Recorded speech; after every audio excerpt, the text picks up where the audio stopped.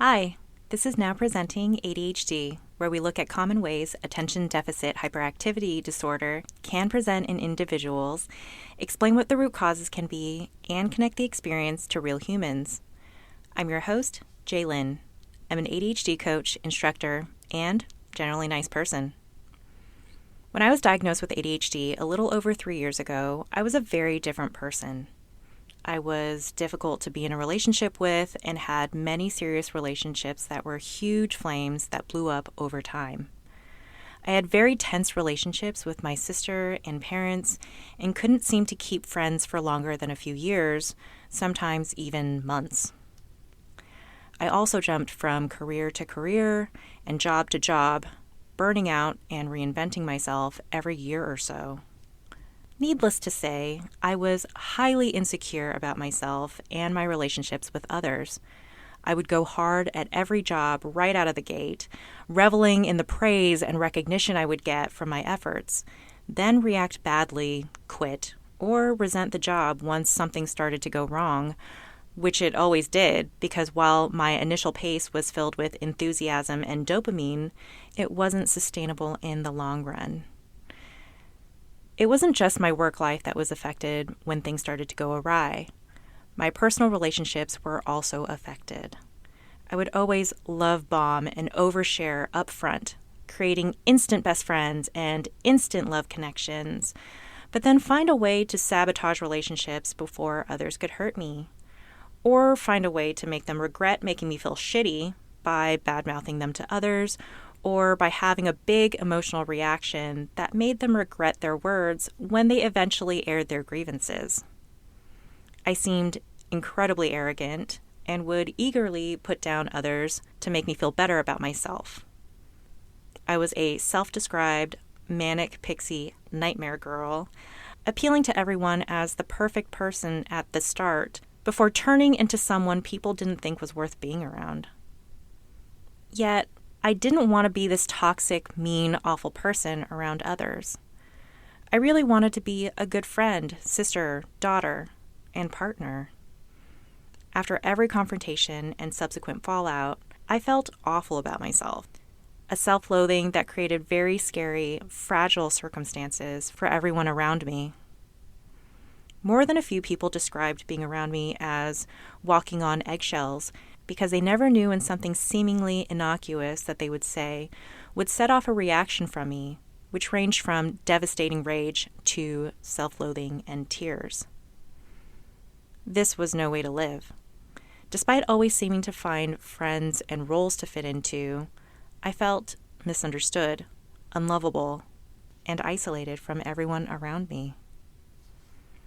Is this something you resonate with? If so, you're not alone. Now presenting ADHD and emotional reactivity.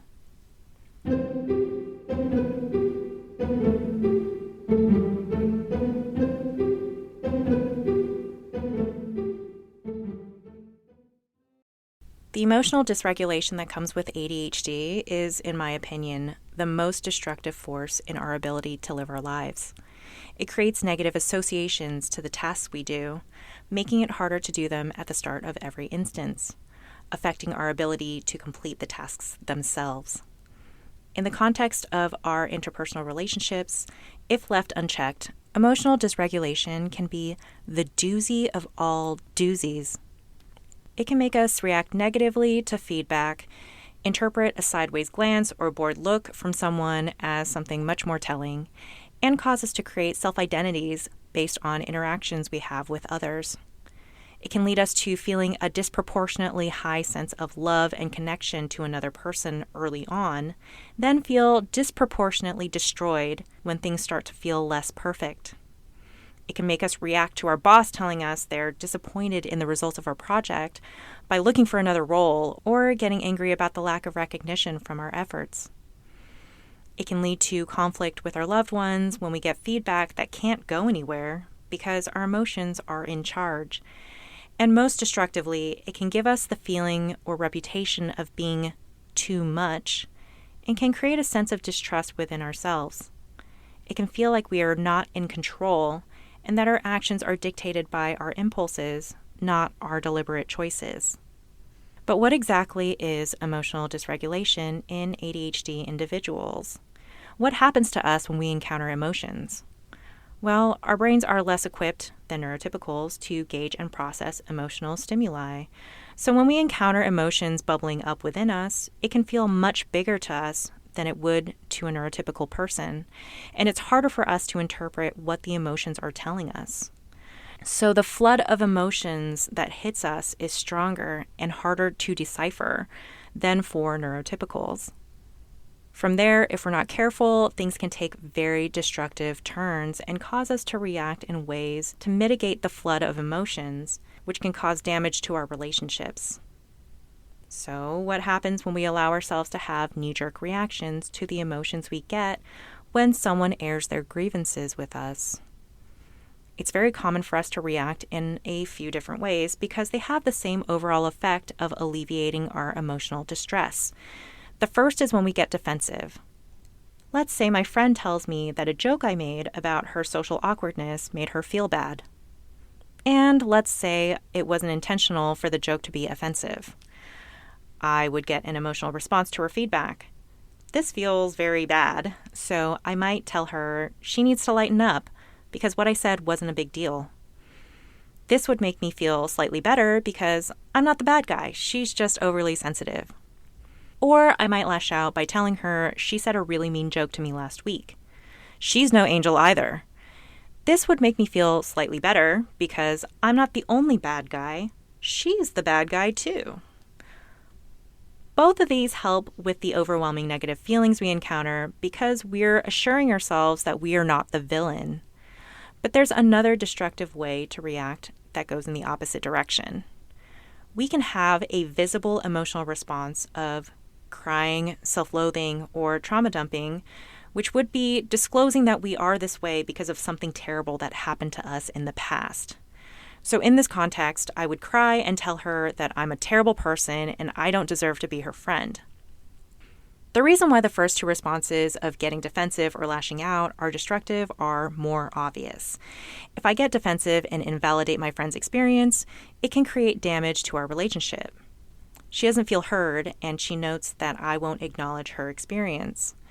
If I counter her negative feedback with accusations that she's done worse things to me, it starts a war that can get blown up far past what she initially said. Anyone who's been in a huge fight knows how destructive and terrible those feel. But the last one, where we sink deep into a visibly distraught state, also has negative repercussions. From an emotionally strategic standpoint, it does its job. There aren't a lot of people who would continue airing their grievances after the other person drops their trauma or starts crying. We get a reprieve from what we view as a personal attack. The tone typically shifts to them comforting us, which feels good. They might even say a bunch of really nice things to us after this happens, like, I'm a really good friend, and it wasn't that big of a deal. But while that feels a whole lot better in the short term, this scenario is incredibly damaging to relationships in the long run. It destroys psychological safety and causes isolation. They learn that it's not safe for them to bring up negative feedback and start to keep it to themselves. But just because we're not hearing things about ourselves that are emotionally triggering for us doesn't mean those grievances aren't things they feel. Instead of bringing it up, bottling up their grievances leads to resentment. Resentment inevitably leads to the slow, painful death of relationships. Resentment never goes away on its own. We don't just get over our resentment over time without intervention. The resentment just continues to grow. But how can we have interventions to halt the progress of resentment when they can never give us feedback about how we are handling their needs? Over time, the relationship gets lopsided and the resentment grows. They can't establish boundaries or bring up ways they feel mistreated because our emotional well-being seems to be more important than theirs. Eventually, they realize there's no hope and either slowly drift away or definitively end your interactions. The connection continues to be weakened until there's not enough left to hold it together. This also happens with getting defensive or lashing out, by the way. If it's an awful experience for them to try to get their needs met, this can also lead them to have lower psychological safety and stop bringing it up, allowing us to drift into lost cause territory until the relationship has ended. I know, this is really fucking bleak, but it doesn't need to be. There are ways we can change course in the destructive emotional dysregulation process. The first parts of emotional dysregulation are things we can't change about ADHD. We will always have a greater response to emotional stimuli, and we will always have a harder time processing what the emotions mean. But you know what? We are capable of doing hard things. I always recommend taking a pause when those big feelings come up. Let's say when I started having these big feelings when my friend told me I hurt her feelings with the joke I made, I noticed those emotions bubbling up. I wasn't able to figure out what those emotions meant yet, but being in the conversation might make the emotions more amplified. I could tell her, "Thank you for telling me. You're one of the most important people in my life, and I want to make sure I say what I actually mean, so I need some time to process what's going on in my head." To be honest, the first few times I successfully did this, it was a predetermined script that I practiced many times before actually needing to deliver it, because in the moment, my mind was never able to get the words right. And yeah, I thank them for telling me, which sounds wild, right? But it's not. One thing I realized about getting negative feedback is that while I always saw getting negative feedback as something that said something negative about me as a person, it actually says a lot of good things about me.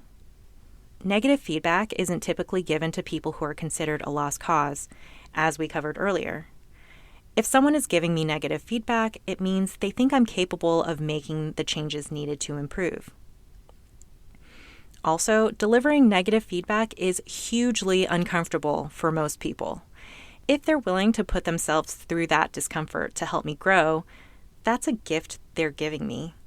So I thank them for bringing it up so I can be a better friend, family member, colleague, partner. Okay, during the pause, which I always recommend doing alone and somewhere we consider to be a safe place, we can think about what they wanted to get from giving us this negative feedback. It's easy to think that someone is accusing us of something because they want us to feel bad, but that's not always the case. Yes, there are some people who will try to make us feel shitty for a myriad of reasons, but for most, that's not the reason why they brought those hard things up. In the scenario of a friend telling me about how my joke hurt her feelings, they wanted to communicate that they're sensitive about being socially awkward, and they don't want me to make those kinds of jokes about them anymore. And I can try to do that. And then I can give an apology, validating her feelings and being accountable for how my words made her feel. I can say, "I'm sorry that I hurt your feelings with my joke. It wasn't my intention to make you feel bad, but I know that it still did. You are so important to me, and I never want to say anything that would make you feel insecure. Thank you for letting me know how you felt. I'll try not to make any jokes at your expense in the future." In no way does this apology say things about me being a shit person or how bad I felt about making her feel bad. It's validating her experience and identifying clear actions to do better in the future. When we give ourselves the space to navigate our emotions and are deliberate about our responses to emotions, the results tend to be the opposite of the emotional reactive actions I mentioned earlier. Rather than destroying a relationship's psychological safety and increasing isolation, we can create more connection, more psychological safety. Instead of us versus them, we can become one big us. The relationship has the potential to be even stronger than if there was no conflict, no emotional response, and no feedback. It will be hard to do at first. After a lifetime of living with emotional dysregulation and the coping methods of emotional reactivity, it will take significant effort to make these changes. But the more we do it, and the more we see the positive results from being able to process our emotions and be deliberate, the easier it gets, and the more it becomes our default mode. And isn't that nice? To know that we can handle how we react to our emotions, and to know that our relationships are safe and strong. I definitely think so. you've made it to the end of the episode on emotional reactivity. To recap, emotional dysregulation can lead us to be emotionally reactive in situations where we are getting negative feedback. Common ways for us to do this is to get defensive, lash out, or respond with visibly distraught emotions like crying or trauma dumping. Despite all of these tactics making us feel a twinge better in the moment, they are really destructive towards our relationships with others and become breeding grounds for resentment and an emotionally lopsided relationship. This tends to lead to either misery or the relationship ending. Instead of reacting emotionally, we can pause and take time to parse our emotions out on our own, focusing on what the other person wanted to get from giving us that feedback. Then we can go back and discuss things with them with a clear head and give an apology that validates their feelings and makes clear what actions we will do in the future from the feedback we were given. And being able to respond deliberately after getting an emotional response can create more connection, more psychological safety, and make a stronger team. It'll be hard to do at first, but over time, it'll get easier and easier, allowing us to lead more secure and satisfying lives with the people we care about. If you found this episode enjoyable or informative, please tell your friends and family members with ADHD and/or give us a review wherever you get your podcasts. If you want to read transcripts or show notes, find out more about me, Jaylyn, or give suggestions on future episodes, please go to our website, npadhd.com. That's the acronym for Now Presenting ADHD, npadhd.com. Or you can follow us on Instagram at npadhd. Thanks for listening, and we hope to see you again soon.